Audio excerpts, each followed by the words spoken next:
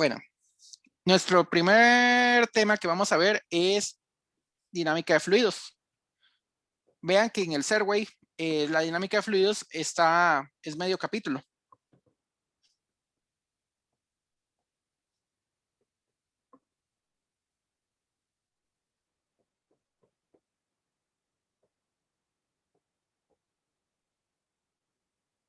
Bueno, cualquier cosa, cualquier pregunta, ustedes me la pueden hacer en el momento.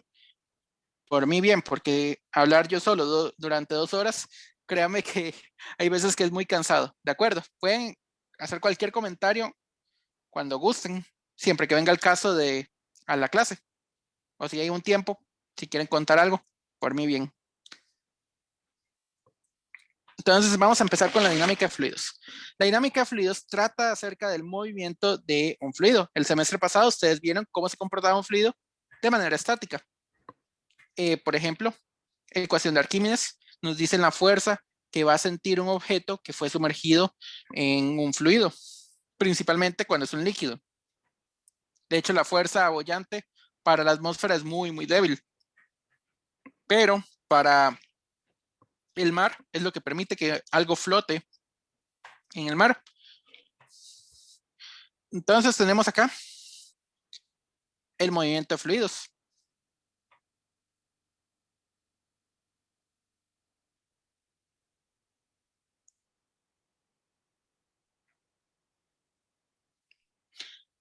Aquí tenemos un detalle. ¿Cómo describir el movimiento de un fluido? Para física 1, ustedes que llegaron a ver una partícula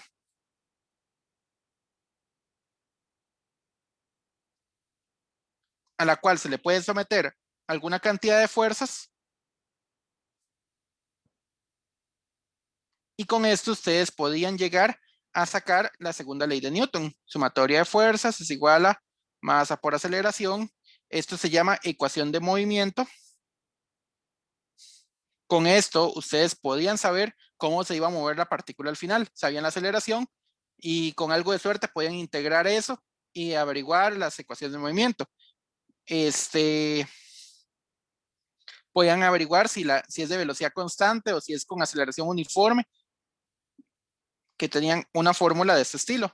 Delta X es igual a V0 T más un medio de A por T cuadrado. Correcto. ¿Cuál es el problema? Un fluido está compuesto de muchas partículas.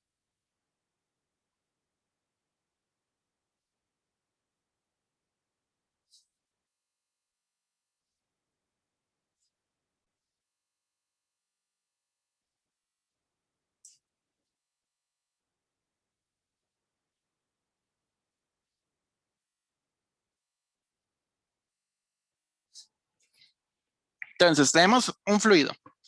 Puede ser el agua contenida en un vaso, puede ser el mar, puede ser el gas atrapado en un globo o en un contenedor. El caso es de que el fluido tiene una cantidad enorme, enorme, enorme, enorme de partículas. ¿Y qué es lo que vamos a hacer? Bueno, si nosotros agarráramos y determinamos las fuerzas en ellas y con algo de suerte empezar a hacer sumatorias de fuerzas sobre ese montón de partículas, podríamos llegar a obtener una ecuación de movimiento, pero eso es una parte bastante difícil, en especial porque los fluidos se comportan diferente. No es lo mismo un gas que un líquido. Deben de coincidir en alguna parte, pero por ahora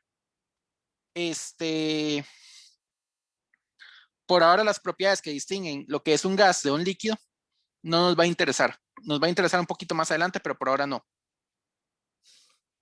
Entonces, ¿qué pasó? Si aplicamos leyes de Newton a esto,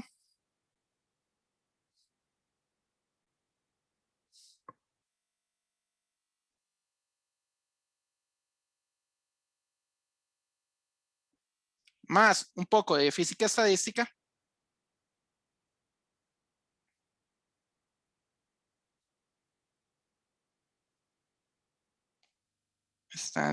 sí va a creo, se vuelve demasiado difícil.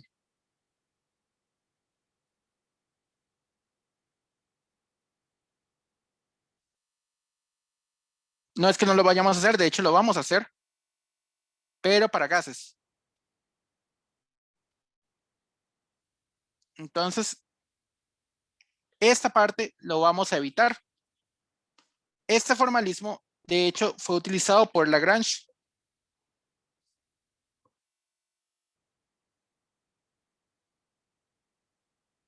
Profe, una pregunta.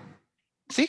¿Ese Lagrange es el mismo del resto de Lagrange que se ve en Sí, cálculo, si mal no recuerdo? Ah, ok. el mismo del resto de la Joseph Leaves, Lagrange. El mismo de eso, el mismo de multiplicadores de Lagrange para cuando lleguen a cálculo 3, y el mismo de otras cositas ahí. Por ejemplo, hay uno que se llama Lagrangiano. Es una manera de hacer mecánica. Sí, lastimosamente no se ve para física general, pero es una manera muy bonita de hacer mecánica y una manera que uno le ayuda a visualizar un montón de conceptos de una manera diferente, sin necesidad de pasar por fuerzas. No es que no se puedan pasar por fuerzas, simplemente es una manera diferente de hacer las cosas. Pero la matemática involucrada es muy pesada. Al final se vuelve fácil, pero el preámbulo es pesado, por eso no se ve. Además que eso se requeriría como para un curso tal vez de posgrado en ingeniería. Realmente nunca supe si ellos los ven en alguna parte. Bueno, eso es complicado. Como ya les dije, no lo vamos a usar. La alternativa fue utilizada por Leonhard Euler.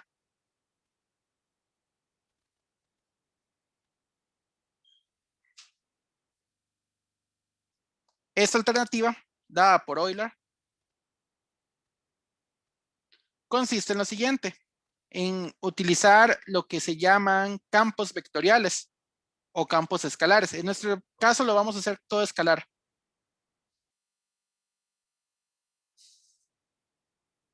¿Cómo se funciona eso? Las cantidades de la densidad, la velocidad del fluido y la presión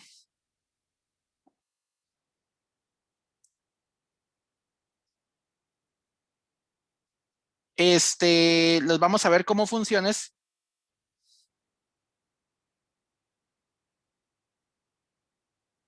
de la posición y del tiempo.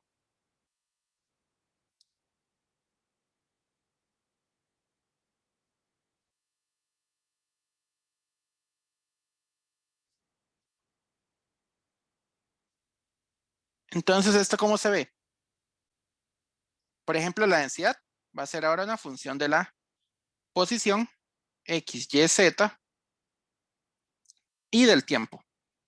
¿Eso qué quiere decir? La densidad puede cambiar tanto a lo largo y ancho del fluido como en el tiempo. O sea, si yo me paro en un punto, puedo determinar su densidad ahora, puedo pararme en otro punto, determinar una nueva densidad, puedo quedarme en el mismo punto donde estoy, esperar un tiempo después y ver que la densidad cambió. Eso es una manera muy útil de caracterizar un fluido. Lo mismo para la velocidad. Yo ya no voy a tener la velocidad de una partícula. Esto ya no se interpreta como eso, como la velocidad de la partícula, sino como la velocidad del fluido en ese punto y en ese momento en específico.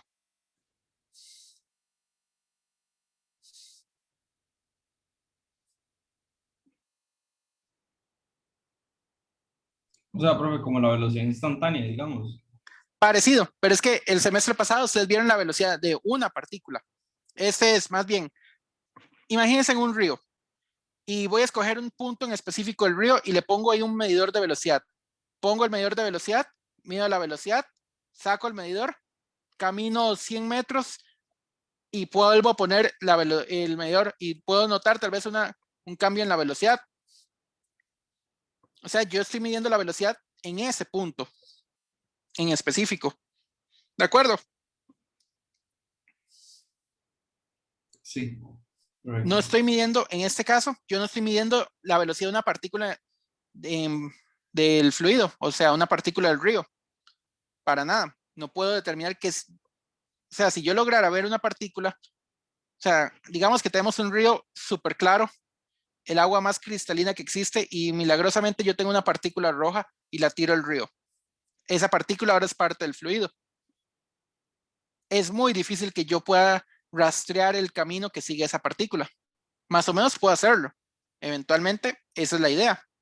De alguna manera pasar de un formalismo al otro. Pero la idea será más bien ver como si fueran la velocidad caracterizada por alguna posición y algún tiempo. A eso se le llama campo de velocidades.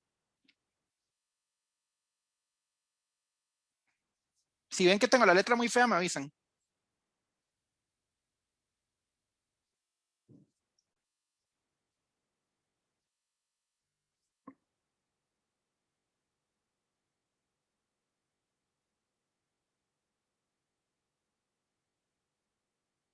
Lo mismo para la presión.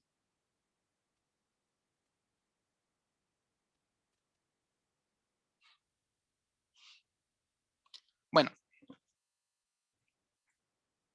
tenemos estas características. Perfecto. ¿Tengo alguna ventaja por usar el formalismo de Euler sobre el de Lagrange?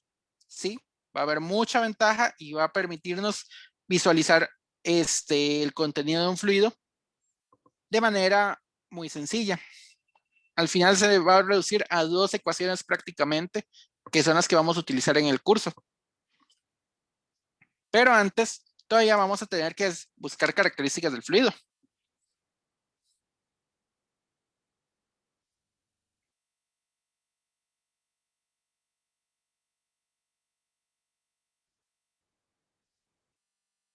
Muy bien.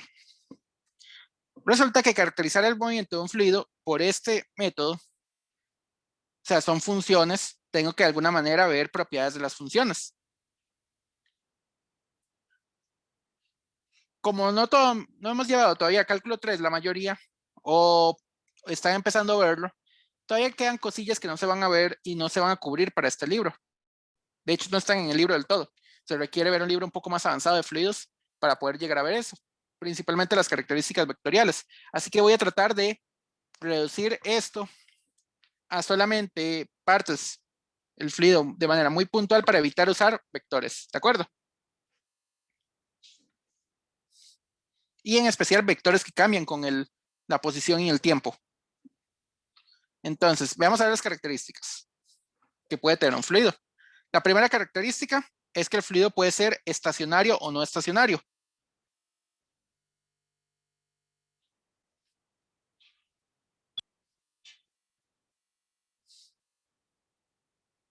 Entonces, un fluido estacionario, también llamado de manera pésima estable,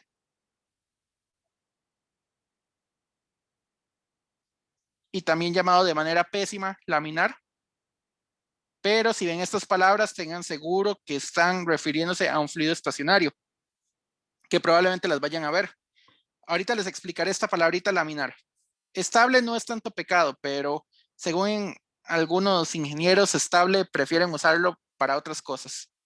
Pero laminar sí, hay un gran pecado y capital por decir eso, pero muchos libros se siguen apegando a la palabra laminar. Entonces, ¿qué es un fluido? Estacionario, estable o laminar.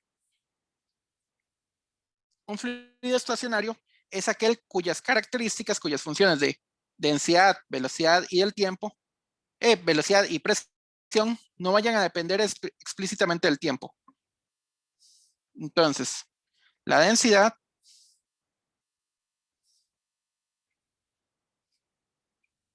la velocidad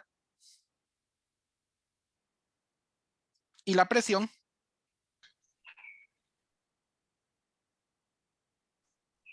no cambian con el tiempo.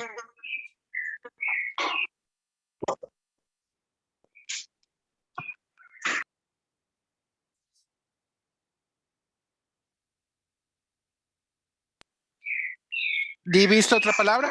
Son constantes en el tiempo o no dependen explícitamente del tiempo. Yo puedo pararme en una parte del fluido y siempre voy a medir la misma densidad, la misma velocidad y la misma presión. Ojo, Digo una parte en específica. Puedo caminar 100 metros río arriba y ver una densidad, una velocidad y una presión diferentes. Que sea estacionario quiere decir eso. Caso contrario, si alguna cambia con el tiempo, se dice que es no estacionario.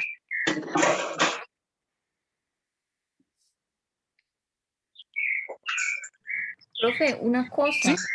Entonces, digamos, para que un fluido sea estacionario, no sé, se mide la densidad, velocidad y presión en un momento, y si moverse en el fluido se vuelve a medir después, va a dar lo mismo entonces. Va a dar lo mismo, exactamente. Gracias.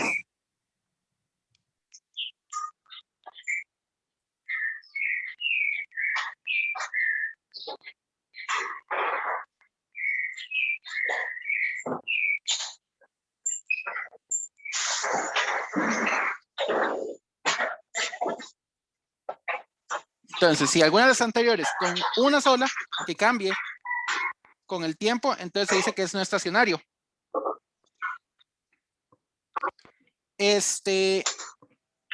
Entonces, la primera palabrita que tenemos importante es estacionario. Si ven los sinónimos estable o laminar, se refieren a lo mismo, pero laminar yo prefiero evitarlo. Todavía estable, no hay tanto pecado capital, pero laminar sí. El único detalle es de que incluso el Serway utiliza la palabra laminar. ¿Puedo pasar la página? A mí sí. Sí, profe. Ok. La segunda. La viscosidad.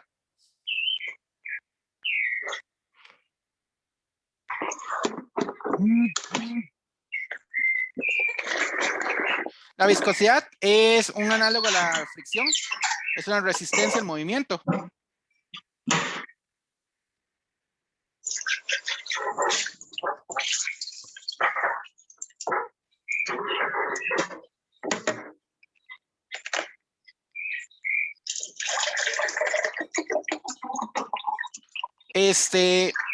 En cuanto a esto, ¿alguien tiene activo el micrófono? Si lo tienen, por favor, apáguenlo. Muchas gracias. Bueno.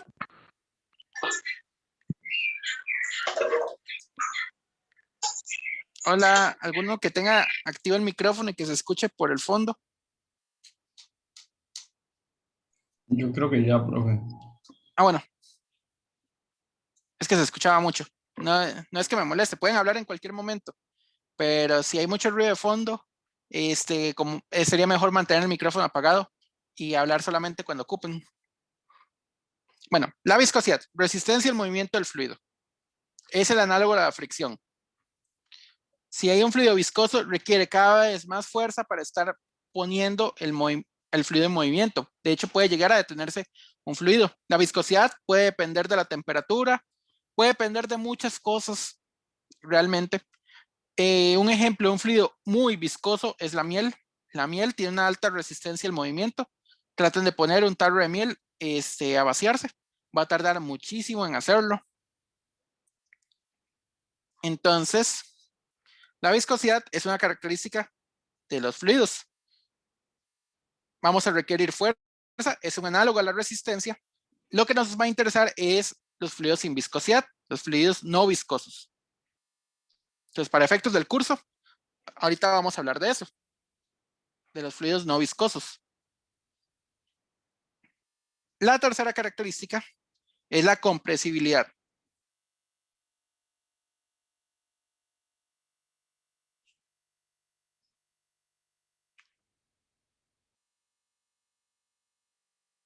La compresibilidad se refiere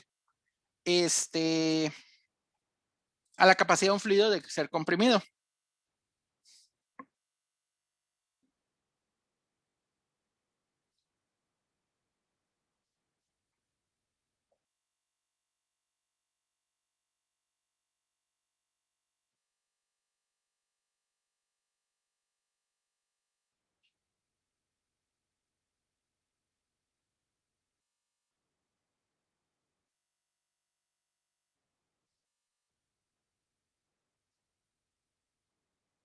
¿Eso qué quiere decir? Si yo tengo un elemento de fluido por acá, un cubito de fluido, y le aplico fuerzas de tal manera que eventualmente obliguen a que el volumen cambió,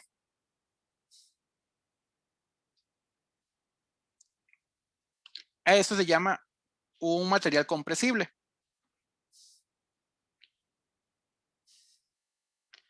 Un fluido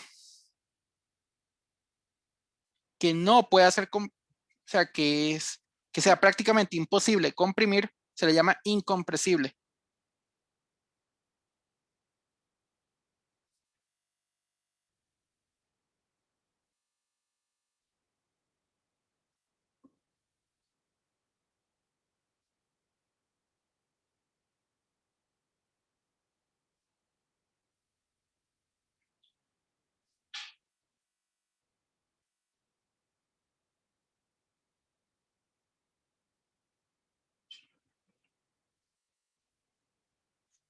No es de que no se vaya a comprender, es que simplemente no se puede comprimir.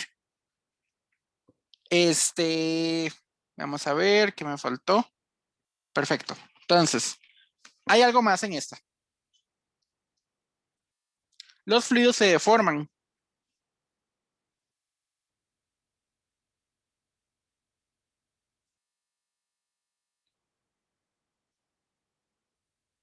Lo que es la principal característica de un fluido.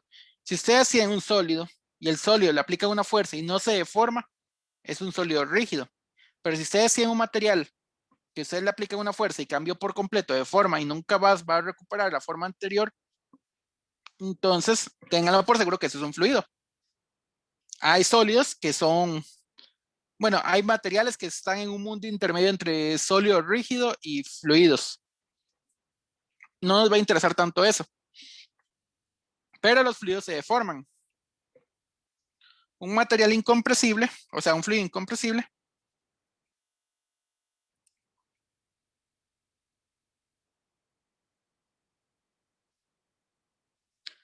no cambia de volumen. Perdón, acá en el borde de la tablet me cuesta escribir.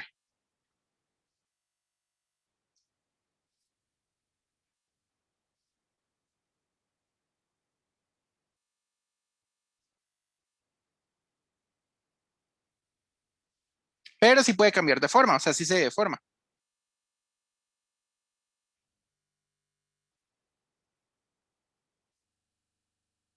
O sea, puede adquirir la forma que quiera, dependiendo de las fuerzas que estén aplicadas. Lo último, la cuarta, muy importante, los fluidos rotacionales o irrotacionales.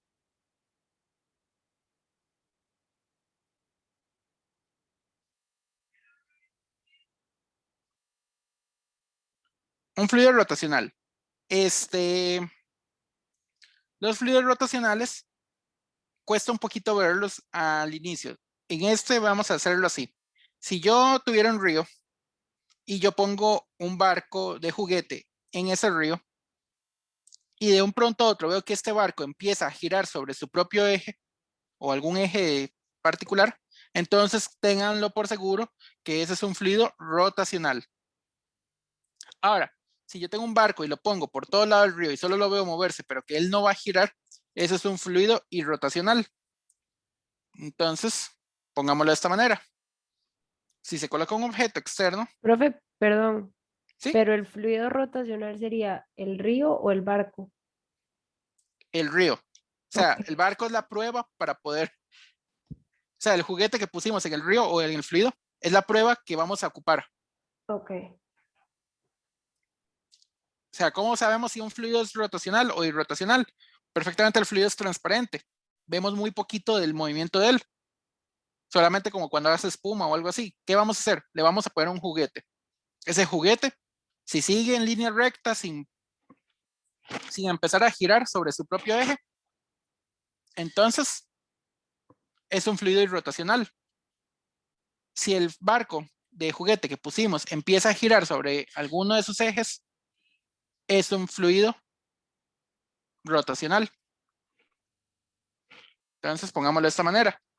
Si un objeto externo se coloca sobre el fluido,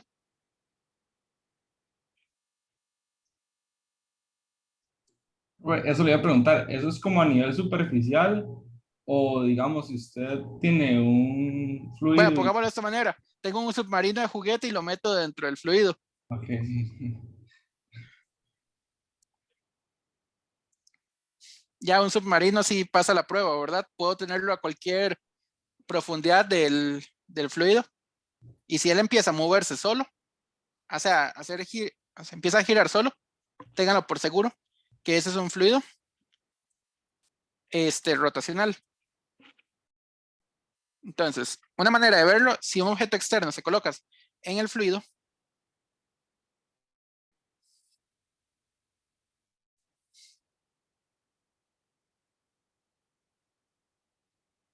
y adquiere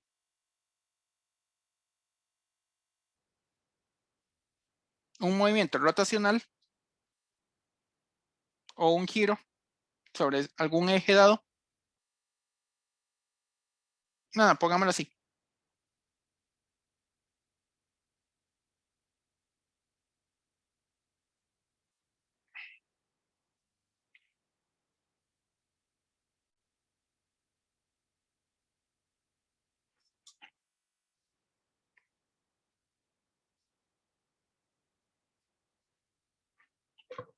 Entonces se dice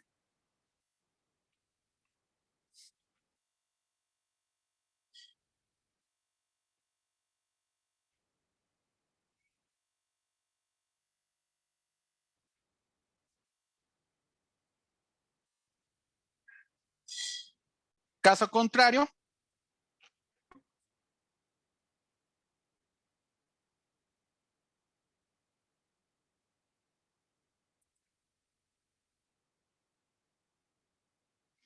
fluido y rotacional. ¿De acuerdo?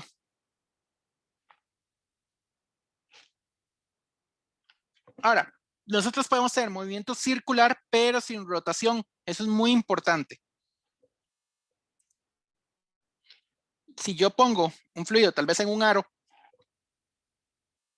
y el aro lo pongo a girar, es muy probable que ese fluido no adquiera, no adquiera la capacidad de ser rotacional. Simplemente es un movimiento circular. ¿De acuerdo? Lo importante es colocar un objeto externo sobre el fluido y ver si el objeto va a girar.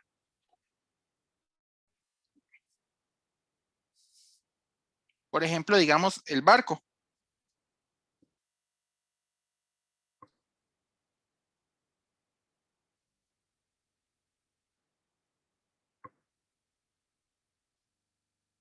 O sea que un tiempo después, más o menos, el barco hubiera hecho algo así.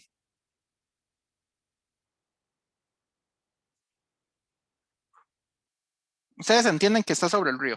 Mis dibujos menos acá van a ser muy buenos.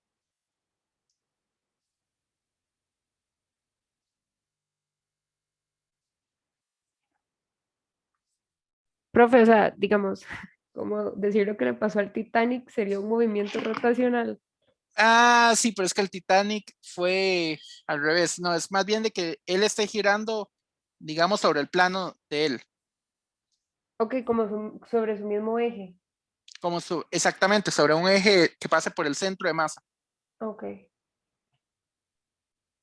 Dicho de otra manera, una manera un poco más formal es, el objeto externo va a adquirir un momento angular, pero no nos vamos a preocupar mucho por eso.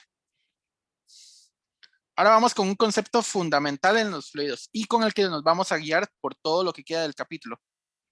Entonces, el fluido ideal. El fluido ideal cumple 4 características.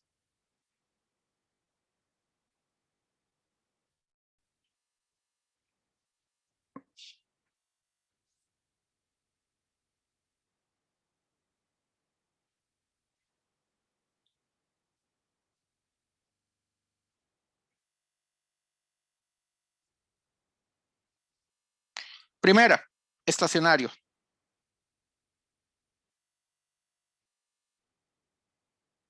Adivinen la segunda. No viscoso. No viscoso. Muy bien.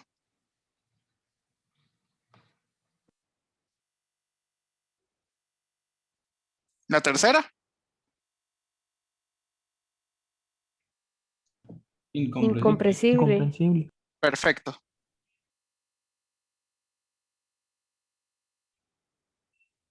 ¿Y la cuarta? Irrotacional. Perfecto.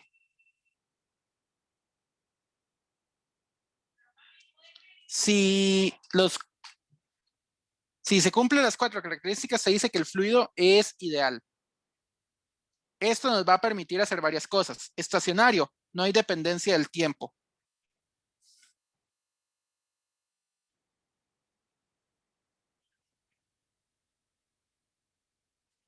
No viscoso, no hay necesidad de ver fuerzas disipativas.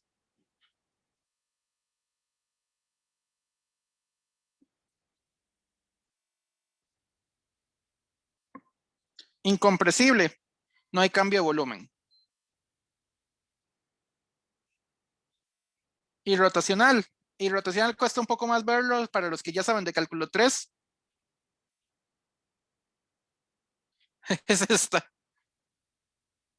Así se dice que algo es irrotacional en forma de cálculo 3. No le hagan caso a este último. Nada más sepan que un objeto externo no va a tender a girar. O sea, difícilmente el fluido va a tender a hacer vorticidades. Profe, ¿Sí? una pregunta. En la 4 de rotacional, la primera letra que aparece, ¿es una V o es como una delta, solo que al revés? Se llaman habla. Ok, No se gracias. preocupen por esta. Esto es de cálculo 3. Eventualmente lo van a ver. Así se llama. El rotacional de la velocidad es igual a 0. O sea, no hay rotacional. No se preocupen por esto. No vamos a usar para nada esto. Eso no se va a usar para absolutamente nada, pero matemáticamente así se escribe. ¿De acuerdo? Ok. Vamos a ver qué me falta. Ah, bueno, me falta algo muy importante antes de ver una ecuación. ¿Qué hora es? Las 2. Sí.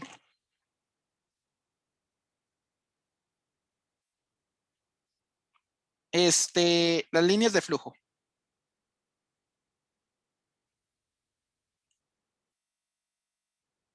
O líneas de fluido.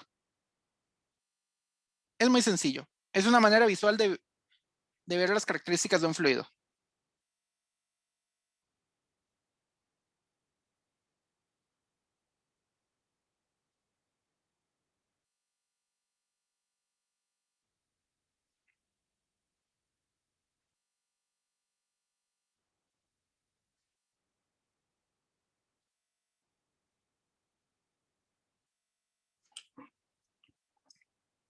¿Qué es lo importante de las líneas de flujo? Bueno, no les pregunté. Voy a pasar a pisar. Bueno, la hoja del cuaderno. Sí, profe. Sí, ok. Es una manera visual de ver el movimiento de un fluido. Se caracteriza por usar la trayectoria de una partícula. Entonces, ¿qué pasa? Si yo tengo un fluido y tengo de verdad una partícula del fluido acá, yo puedo ver el movimiento de esa partícula como si siguiera esta trayectoria. O sea, es una línea de trayectoria. Si yo tuviera otra partícula por acá, él se podría ver por acá. Si yo tuviera otra por acá, él se podría ver por acá. Casi siempre se le anota con una pequeña flechita hacia dónde se dirige. ¿De acuerdo?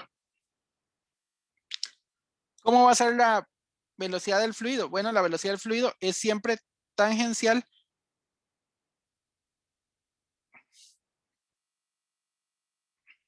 a algún punto de la línea de flujo. Pero esto todavía nos dice mucho más. Si hay un obstáculo, las líneas de flujo bordean los obstáculos.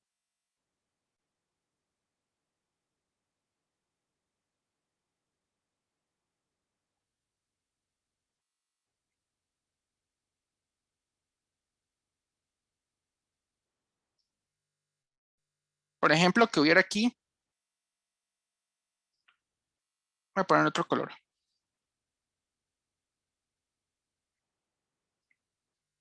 Una piedra en el camino.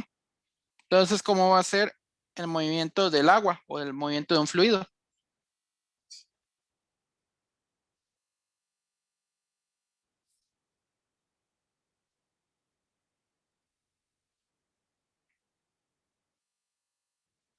Los obstáculos se bordean. Normalmente, cuando el obstáculo desaparece, el fluido vuelve a tener más o menos la misma forma que tenía anteriormente, en caso de que sea un fluido ideal. Muy importante, las líneas de flujo no se tocan entre sí, excepto que exista una fuente de fluido. Para efectos del curso, las líneas de flujo no se tocan.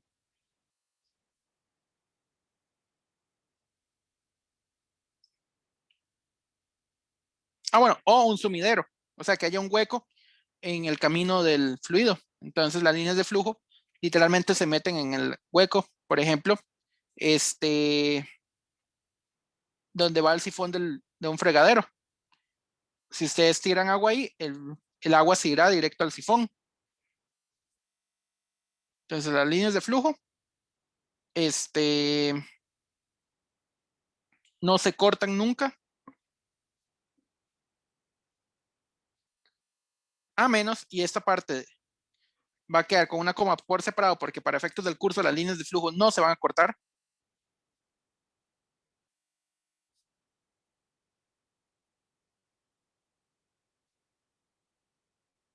A menos que exista una fuente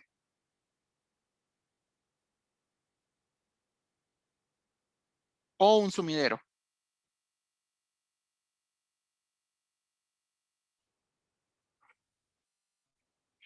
Muy bien. Una característica muy importante también de las líneas de flujo es la separación entre líneas. Si las líneas están muy separadas,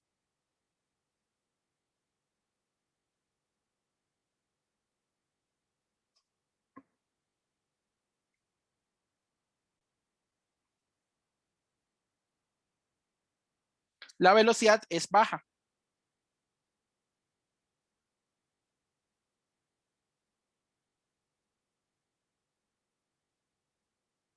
Por el contrario, si están juntas,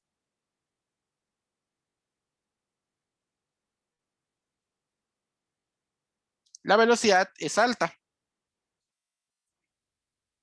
¿De acuerdo? Entonces, primero, las líneas no se cortan a menos de que exista una fuente o sumidero. ¿Eso de qué es?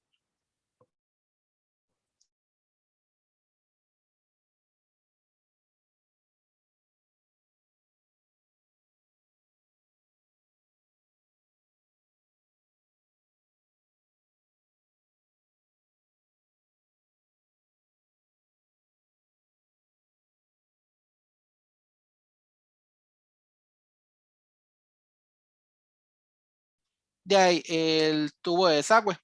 ¿De acuerdo? Espero que sí.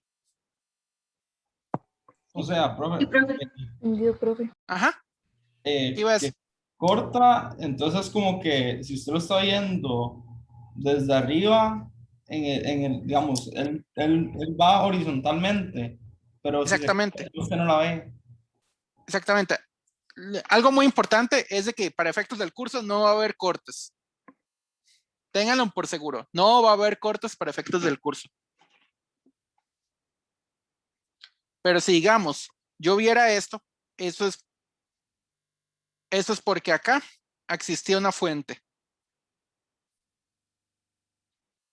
Para efectos del curso no vamos a verlos. O que si yo viera que las líneas de flujo están entrando, esto es un sumidero.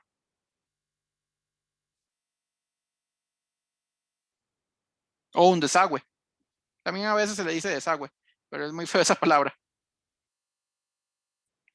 Entonces las líneas no se van a cortar nunca. También yo les mencioné que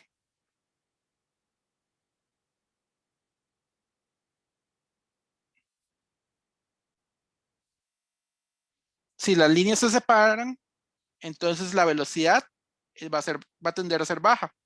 ¿Eso qué quiere decir? Aquí, más o menos, la velocidad va a ser pequeñita.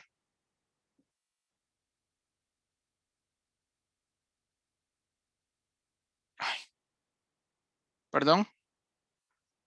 Mientras que acá, la velocidad va a tender a ser muy grande. ¿De acuerdo?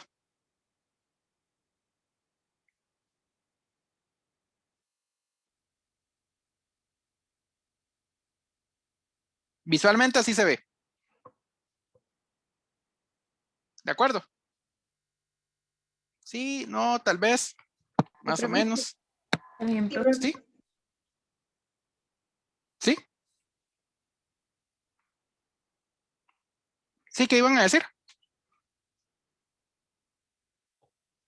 Hola, ¿me escuchan? Todo claro, profe. Sí, Todo todo bien. claro. sí, profe, todo claro. Ok, entonces, una separación indica que va a haber una velocidad baja. El último concepto, súper fácil, el tubo de fluido.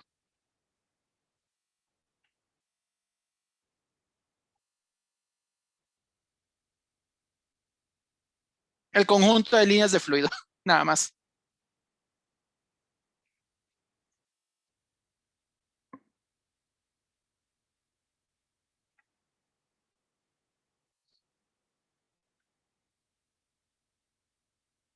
O líneas de flujo. Para de contar. O sea, si yo tengo un conjunto de líneas de flujo, el tubo es simplemente lo que caracteriza a esas líneas. Por ejemplo, esto de acá se puede considerar como un tubo de líneas de flujo. La frontera serían las dos externas. Para de contar, no hay mucho que decir. Ahora sí, ya vamos a poder ver la primera ecuación del curso. Profe, ¿Sí? una pregunta. Es que no me quedó claro el concepto de sumidero.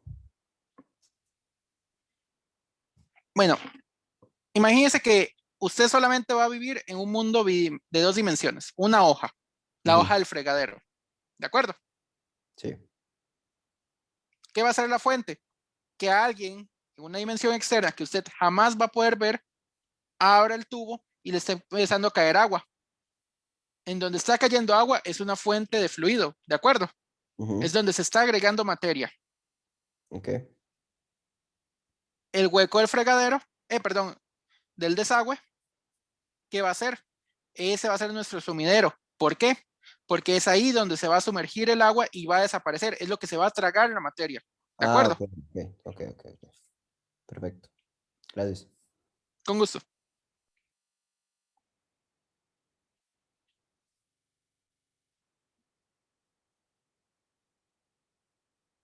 Ok, con todo lo anterior, ya podemos empezar a dar la primera de las dos ecuaciones importantes de este capítulo, la ecuación de continuidad. ¿Qué es lo que me va a interesar? Que sea un fluido ideal. Y le voy a ir agregando poco a poco las características de fluido ideal. De momento, vamos a hacer esto. Considere un fluido estacionario y rotacional.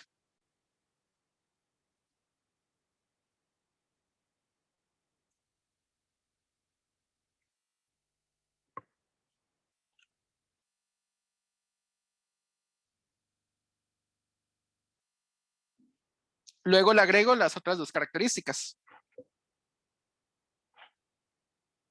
Ah, bueno, también no viscoso de una vez.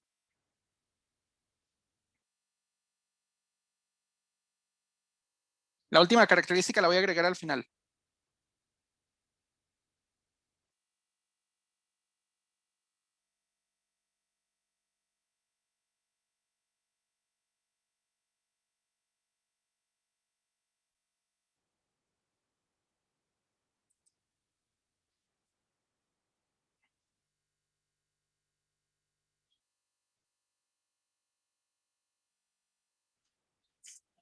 Muy bien. Entonces la última característica era incompresible, para que sea 100% ideal. De momento podemos dejarlo, la parte incompresible, de ladito. Pero con estas tres, nos la vamos a jugar por ahora. ¿Qué vamos a hacer? vamos a tener acá una abertura, un tubo de fluidos que puede ir así, simplemente porque yo quise. Puedo haberlo hecho al revés, no importa. Puedo haber hecho hacia arriba, hacia abajo, izquierda, derecha, que se angoste o que no se angoste. Puede ser de la forma que quiere. Lo único que me interesa es de que sea una sección del tubo de fluidos. Entonces voy a tener una sección del tubo de fluidos. Voy a decir que el fluido está entrando por acá y que va a salir por acá. Más o menos las líneas de flujo van a ir siguiendo este patrón. Las líneas de flujo, por cierto, se hacen con líneas sólidas. Yo es que lo estoy haciendo así para no cargar mucho el dibujo. Y porque voy a hacer otras cosas acá. ¿Qué hora es, por cierto? 2:20. Ya ahorita terminamos. La otra clase veremos ecuación de Bernoulli. Entonces, ¿qué voy a hacer? Yo quiero caracterizar el movimiento del fluido. Ese es el objetivo de esta parte del capítulo. Ver el movimiento. Entonces, de alguna manera, tengo que relacionar la velocidad del fluido a la entrada con la velocidad del fluido a la salida. ¿De acuerdo? Yo voy a decir que al puro inicio el fluido va a tener velocidad V1 y al puro final va a tener velocidad V2. Pero ¿cómo voy a hacer eso? A grosso modo, yo voy a decir que el fluido está entrando un pedacito aquí dentro del tubo de fluidos. Este pedacito va a medir un delta X.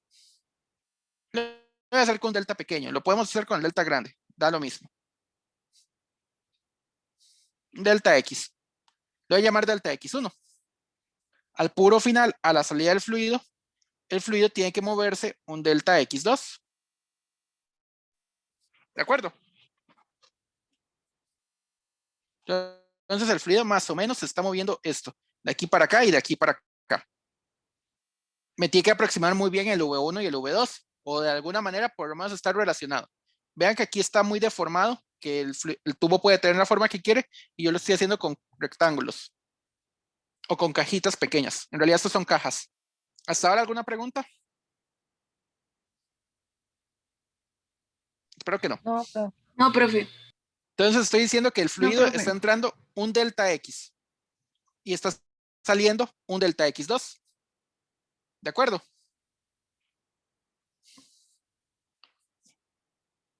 Entonces voy a tener dos fórmulas. V1 es aproximadamente delta X1 en un delta T. ¿De acuerdo? Y V2 es aproximadamente un delta X2 dividido entre el mismo delta T. Voy a tomar la misma cantidad de tiempo. Quiero ver qué es lo que va a pasar. No voy a tomar una cantidad de tiempo diferente porque no me sirve. O sea, en el mismo periodo de tiempo, él se movió un delta X2. Ok. Entonces tengo aquí un V1 y un V2, que son casi eso que acabo de anotar. Un casi. Muy bien. Pero esta cajita que él se movió, esa cajita de fluido, él tiene una masa asociada, delta M1. Mientras que esta otra caja de fluido tiene una masa asociada, delta M2. ¿Cuáles fueron las tres que yo les dije? De momento solo me van a interesar dos, lo que era la velocidad y la densidad del fluido. Estas dos son las que me van a interesar de alguna manera para caracterizar el fluido. Entonces tengo que de alguna manera ver algo de eso. Vamos a ver lo que es la masa. La masa de un fluido es difícil de medir. O sea, la densidad no es tan difícil de medir, pero la masa sí. ¿Por qué? Porque usted en todo momento está pasando demasiada masa y va a costar bastante lograr medirla. Así que es más fácil medir densidad en ese caso que masa. Vamos a ver.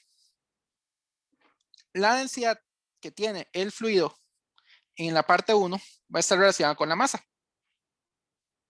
¿De acuerdo? La masa y la densidad de física 1 era muy fácil de ver. Esa cajita que se movió, delta M1, dividido entre el volumen total, que le voy a llamar de momento un delta V grande,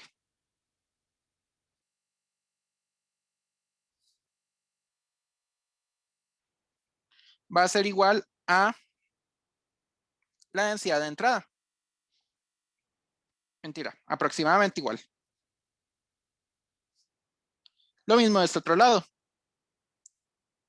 El pedacito de masa que está saliendo dividido entre el pedacito de volumen que ocupó es aproximadamente la densidad 2. Ahora, es el volumen asociado a esa caja de fluido. Pero ese volumen yo lo puedo de alguna manera determinar. ¿Cómo? Lo que voy a hacer es que voy a medir el área transversal de la entrada y de la salida.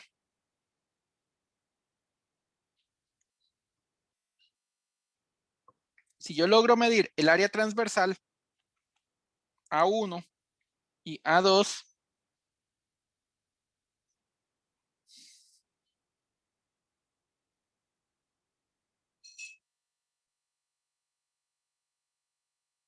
puedo determinar cuánto es ese volumen. Y eso es lo que voy a hacer.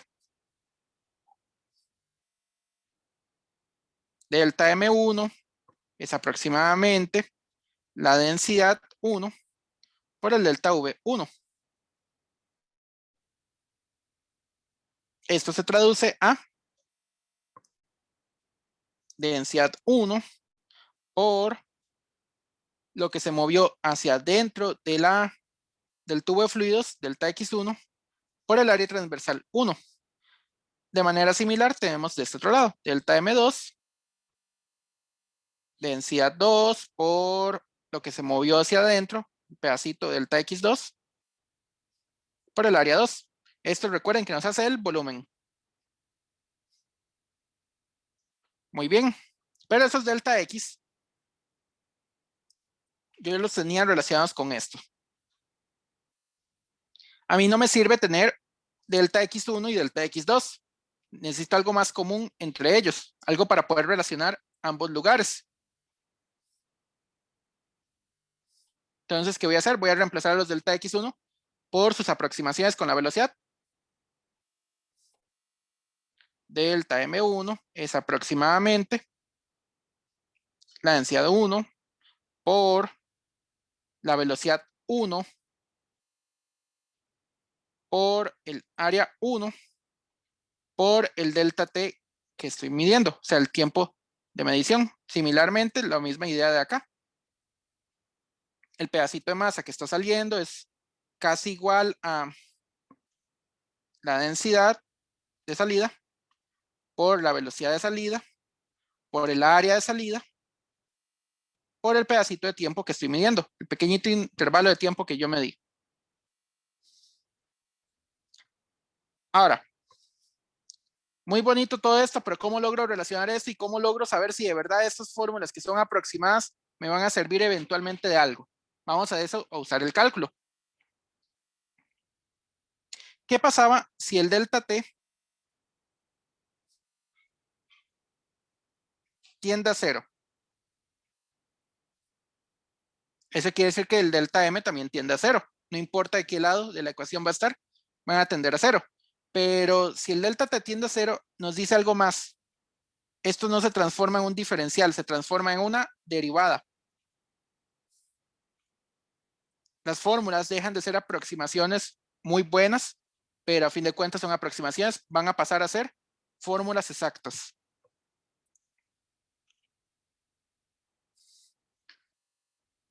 De M1 de T es igual a la densidad de entrada por la velocidad de entrada por el área de entrada y lo mismo de este otro lado. De M2 de T va a ser igual a la densidad de salida por la velocidad de salida por el área de la salida. A esto se le llama flujo de masa o caudal de masa.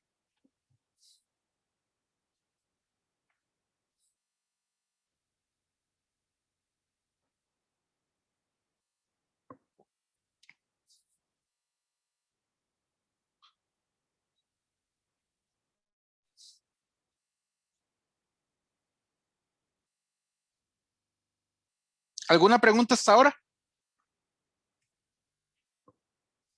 Profe, cuando habla de lo del cambio del tiempo tendiendo a cero, es como de que no lo toma en cuenta por ser el fluido ideal. Ah, regresemos a cálculo 1. Regresemos a cálculo 1 y veamos la figura esta que yo hice aquí. Yo vi que era un pedacito lo que se metió dentro del fluido. Un pedacito, pero que así lo hice a grosso modo, un delta X. Voy a hacer el dibujo de nuevo acá. Ahorita lo borro.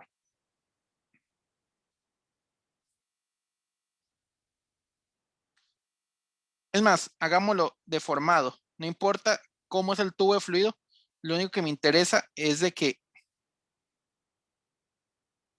ver qué es lo que va a pasar. Yo escogí un pedacito de delta X que se metió acá. Vean que hay defectos. Lo mismo para acá.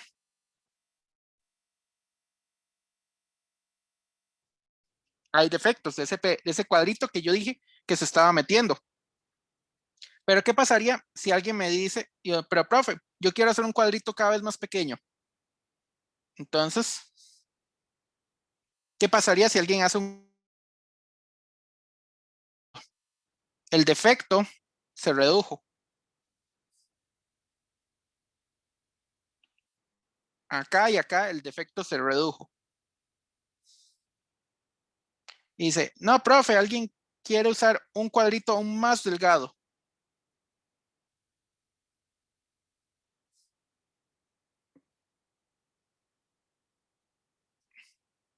Los defectos se van reduciendo cada vez más. ¿De acuerdo? De verdad se va pareciendo cada vez más a la verdadera masa que estaba entrando.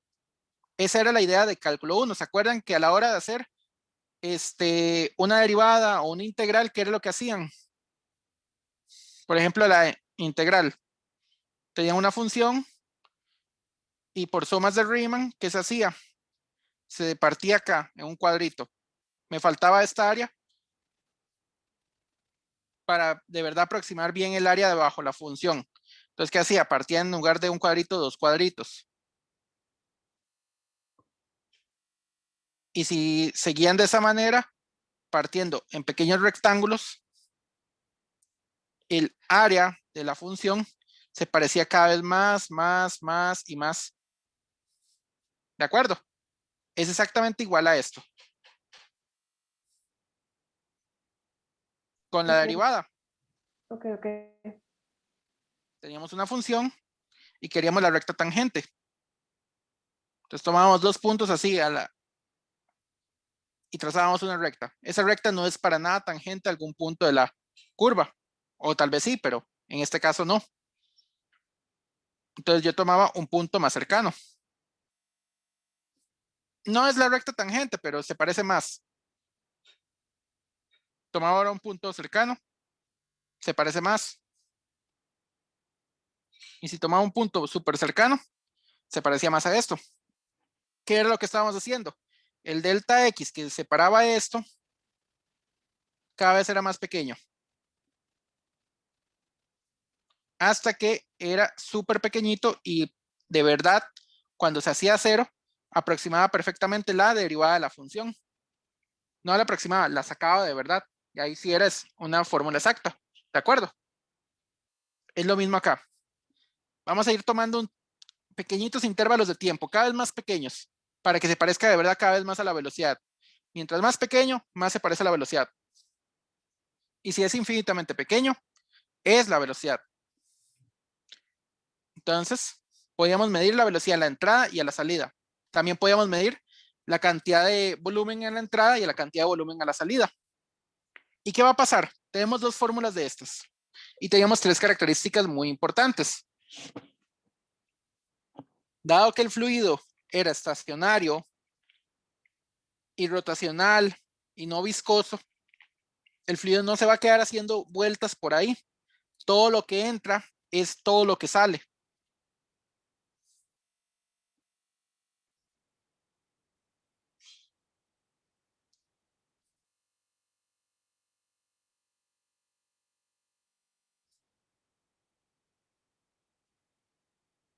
Si todo lo que entra es lo que debe salir, ¿qué quiere decir? Que estas dos fórmulas de acá son iguales. La densidad de entrada por la velocidad de entrada por el área de entrada, en este caso la magnitud de la velocidad, es igual a la densidad de salida por la velocidad de salida por el área de la salida. Esto por cualquier cosa tiene unidades de kilogramo por segundo. Por algo se le llama caudal de masa. Y esta es una primera ecuación de continuidad. Todavía no es la ecuación de continuidad 100% oficial del curso, pero esta es una ecuación de continuidad muy importante. Profe. ¿Sí? Perdón, digamos, entonces, perfectamente un problema se puede aplicar esta ecuación que acaba de escribir de continuidad, o sea, dependiendo de los datos que tenga y así. Ajá, ya esa es la primera ecuación de continuidad, pero se puede reducir aún más. ¿Qué pasa si el fluido, todavía yo le había quedado pendiente algo? Y si el fluido es también incompresible,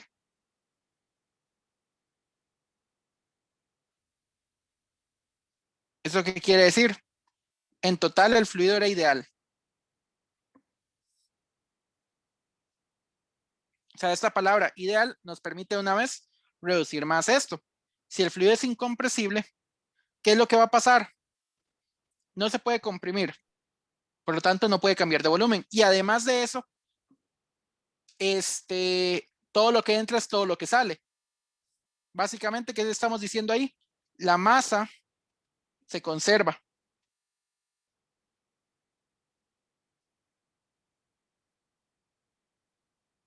O sea, esa es una conservación de masa. Si la masa se conserva y tampoco nos podemos comprimir, ¿eso qué quiere decir? Lo puedo deformar, pero no lo puedo comprimir. La densidad es constante.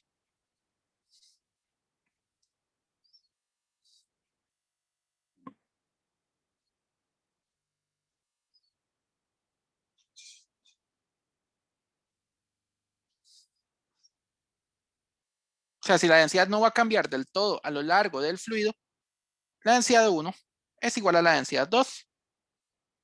¿Esto qué nos quiere decir? La velocidad 1 por el área 1 es igual a la velocidad 2 por el área 2.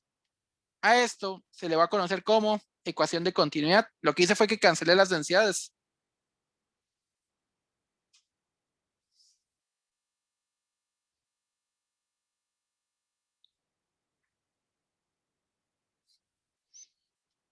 Además de esto es una constante, muy importante.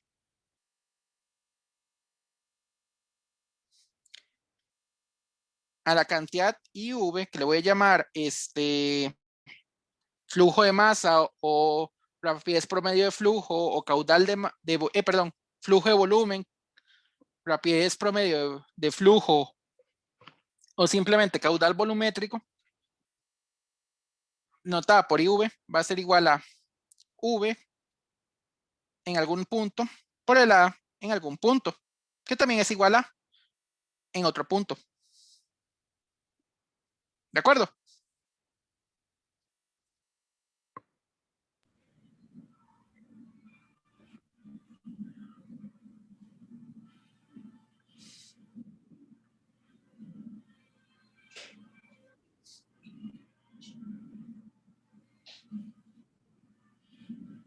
También se le conoce como rapidez promedio de flujo.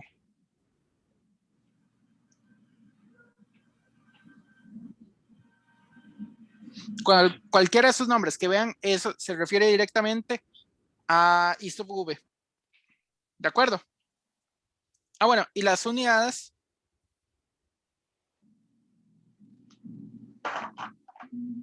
Son unidades de metro cúbico por segundo.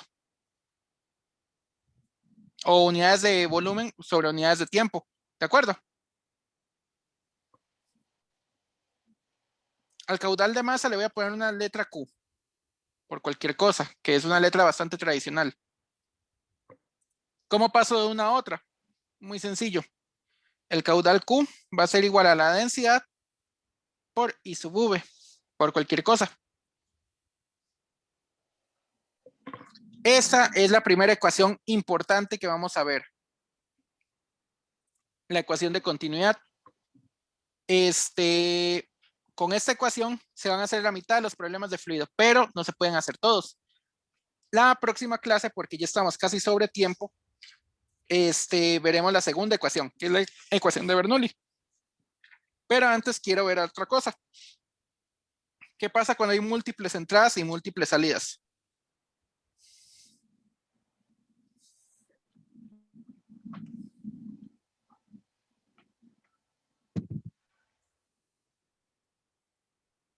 Profe, una duda. ¿Sí? En el caso de que, digamos, me digan que el fluido sí se puede comprimir, entonces es donde uso el caudal. Exactamente. Vamos a ver, esta ecuación de continuidad de acá, la segunda ecuación de continuidad. Lo que les voy a decir es que el 99.9% de los ejercicios van a ser con esta ecuación. Bueno, de los ejercicios que involucren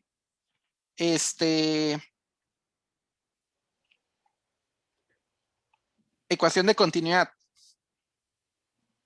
El 0.1% van a ocupar esta ecuación de acá. Y tiene que ser en un libro así como súper raro. El Resnick en algún ejercicio o ejemplo oculto por ahí.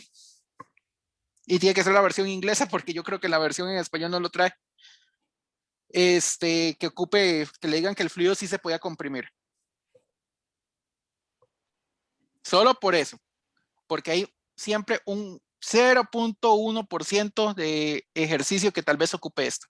Ahora, ¿qué sí se va a usar? La relación entre los dos caudales.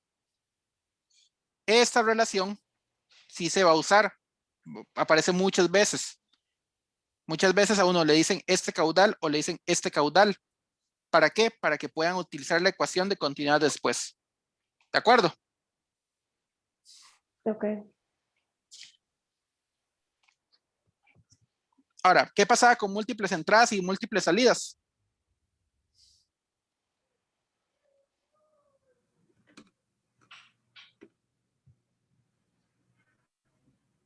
O sea, algo así que tengamos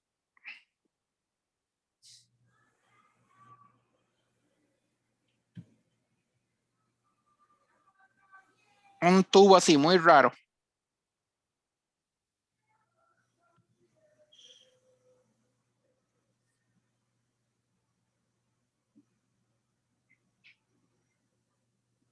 Etcétera.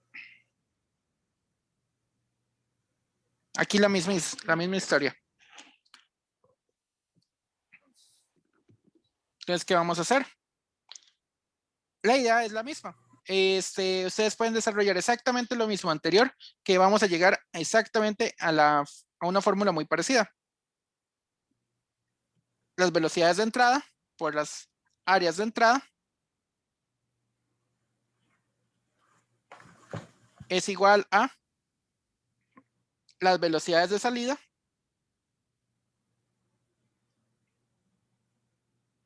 por las áreas de salida.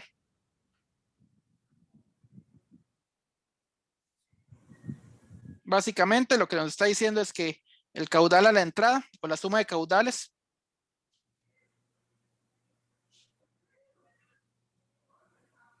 son iguales a la suma de caudales de salida.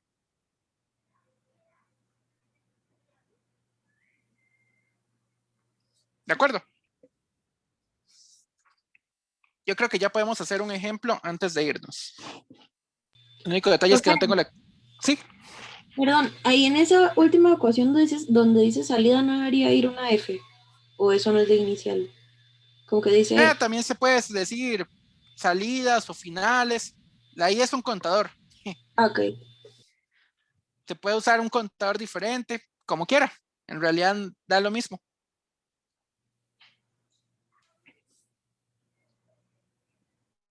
Esta parte la hice un poquito más parecida a la del Resnick, pero con el orden del Serway. Casi que para el resto del libro sí me voy a pegar más al Serway, pero no me gusta mucho como lo hacen acá. Lo hacen muy tirado y a mí me gusta, digamos, que se vea de dónde salen las cosas, aunque sea solamente el esqueleto de dónde se salen las cosas. ¿Por qué? Porque si en algún momento nos cambian alguna condición o ustedes están en el futuro, digamos, un ejemplo, están en ingeniería eléctrica y llevan el curso de electromagnetismo eléctrica. Ya llegamos y vimos algo de fluidos. Eventualmente veremos algo de electricidad, bueno, electrostática, y les llega el profesor y les dice, esto es idéntico a lo de fluidos. O sea, la parte esta de líneas de flujo eléctrico es idéntico a fluidos. Y la gente se queda preguntándose por qué diablos. Bueno, porque la parte de la física es muy, muy similar. La visualización es prácticamente la misma. Se pueden ver como casos casi análogos. O luego les dicen, ¿por qué esto? ¿Qué pasaría si el fluido le quito un pedacito a una de esas características? Entonces, que permita un fluido que sí se pueda comprimir. O sea, en lugar de tener un fluido ideal, voy a tener un fluido casi ideal. Entonces, ¿qué ecuación de continuidad voy a usar? Bueno, ahora la saben. De hecho, es parte del curso, pero muy poquitos la ponen. Entonces, para que vean, digamos, de en qué casos pueden salir esta clase de problemas. Voy a hacer un Profe, ejemplo del Resnick. profe, Sí. perdón, yo le tenía una consulta con respecto a lo de este tour raro de múltiples salidas. Ajá. Entonces, ¿verdad que digamos el caudal, o sea, que entra va a ser, bueno, o mentira, ay, se me perdió. Bueno, ya estamos sobre tiempo. Ajá. El ejemplo queda para la otra, pero sí, haga la pregunta. Es igual, digamos, que al que sale, al de salida. Sí, claro. Ok, gracias.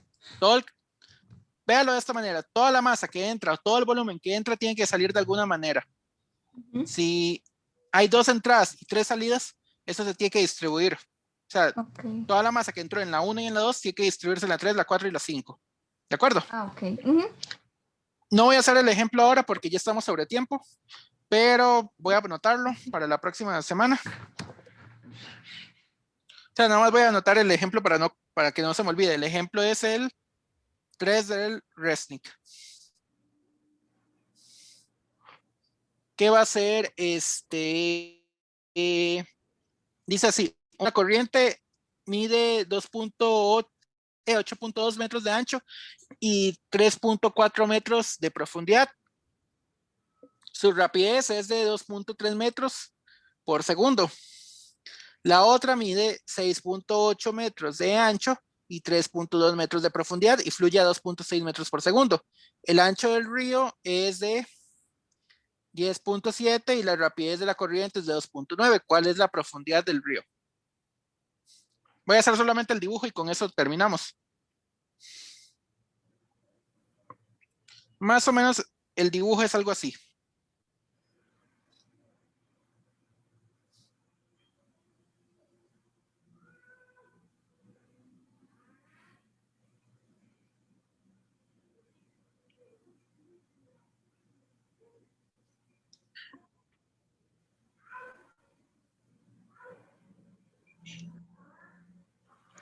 El agua está entrando por acá y se une por acá.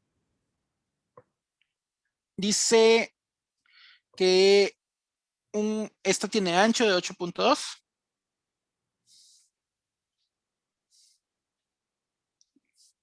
Y una velocidad 1 de 2.3 metros por segundo. Mientras que su profundidad es de 3.4 metros.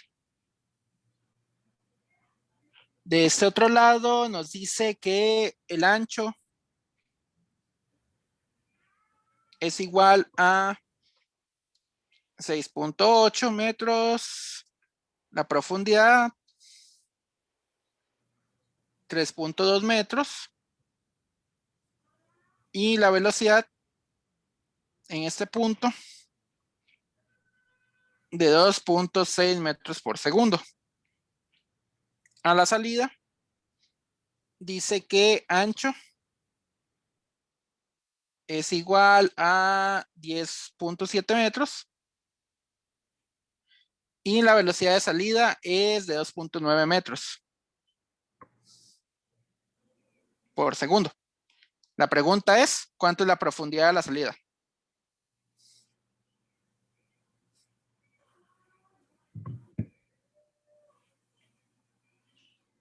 O a la desembocadura. En realidad es a la desembocadura.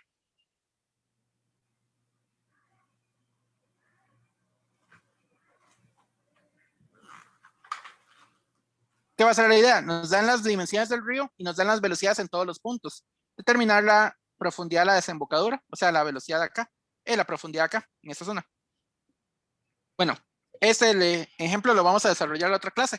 Por ahora lo vamos a dejar acá. ¿Alguna pregunta antes de irnos?